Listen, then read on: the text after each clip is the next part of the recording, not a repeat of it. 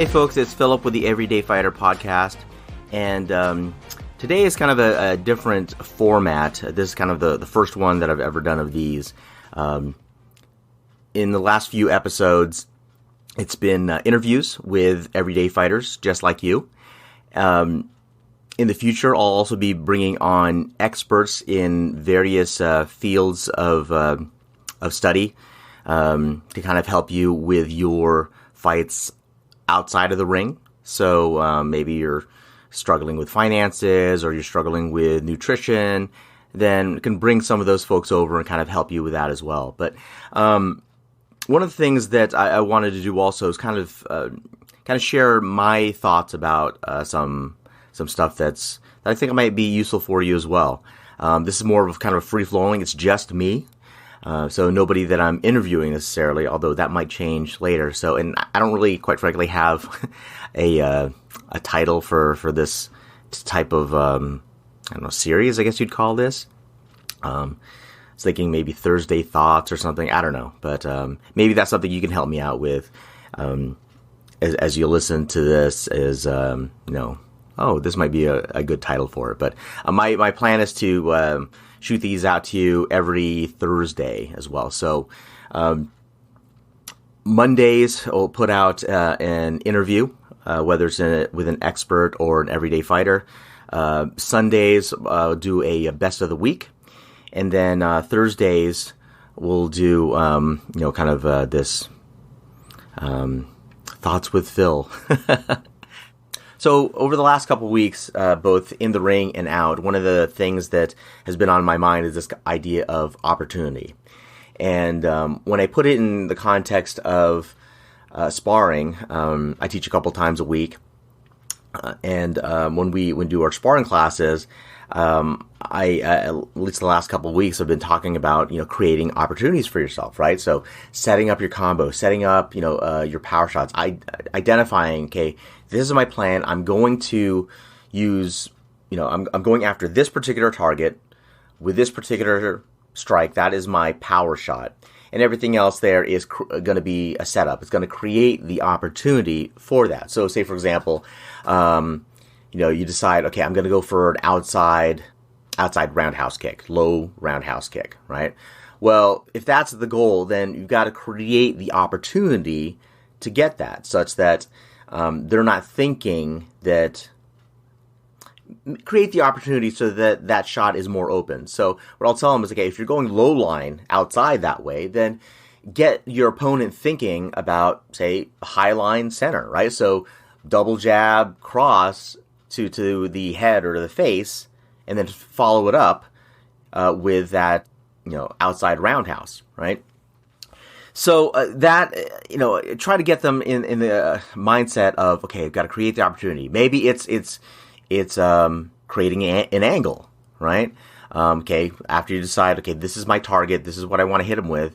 Well, now I got to put myself in a better position for that to land. So a lot of it is, okay, create the opportunity.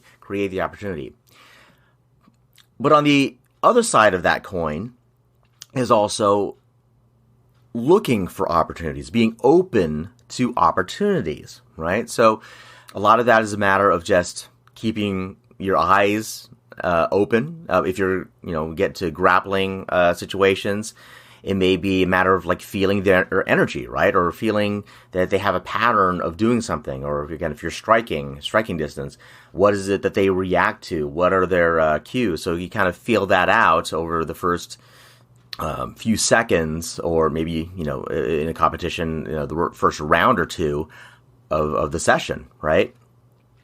So not only create the opportunities, but also be open to seeing opportunities that they're presenting to you. Maybe either telegraphing something. Maybe it's such that, when you throw a jab, then they open up in some way, somewhere else, right?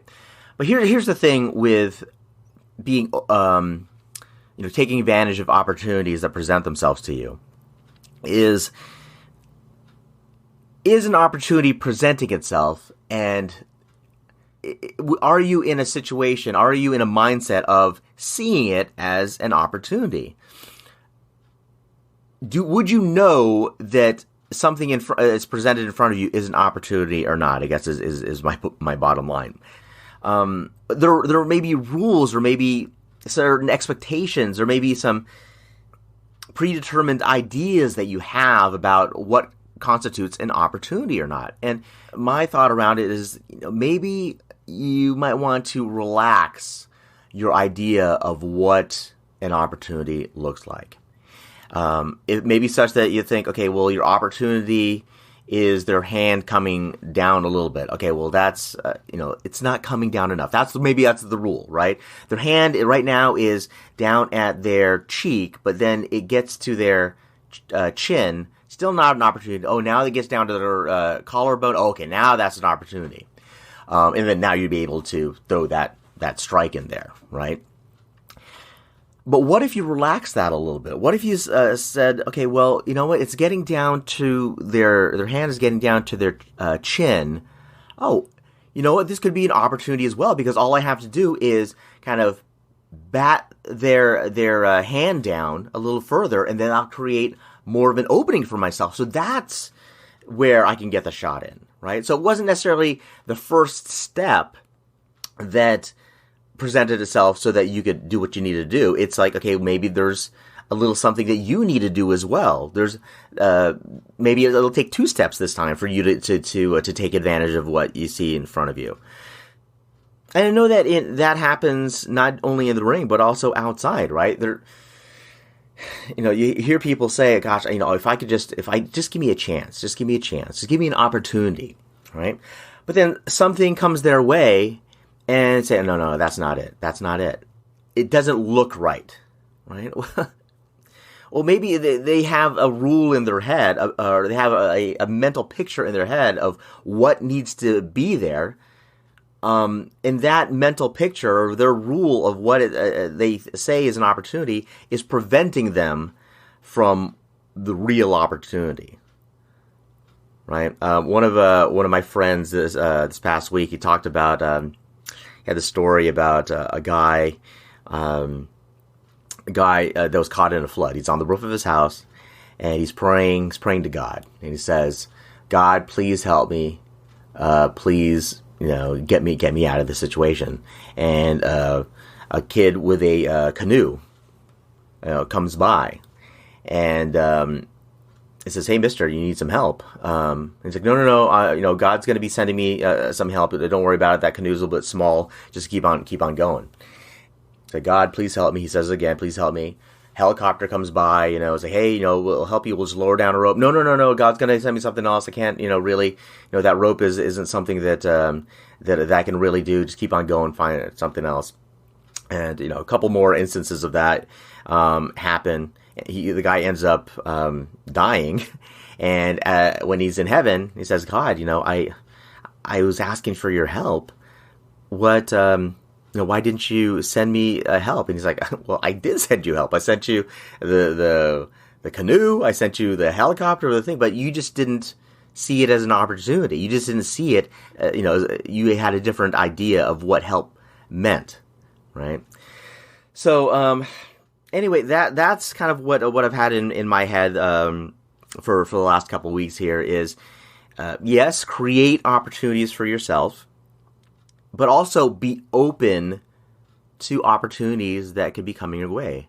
And even further with that is think about what's coming your way, and if you get the feeling that, oh, this may not be it, well, you know what? Maybe it's a matter of relaxing what your expectations were of what's it, right? Some people, I've heard that people talk about that as well. It's like, sometimes your chance, your opportunity comes in the form of hard work, right? Now, I don't think that's necessarily a prerequisite. I don't think you have to work hard per se, but there may be something that comes your way that you may need to look at it in a different way. You may need to take a little bit of action. You may need to take a lot of action, but be more open to what comes your way and what you think could or could not be an opportunity for you. And that's it, guys. This is Philip with the Everyday Fighter podcast. We'll talk to you next time.